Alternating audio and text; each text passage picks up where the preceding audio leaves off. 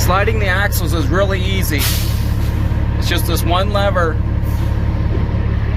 Flip it like that, and it locks the back axle. It releases the pins, and it raises the suspension.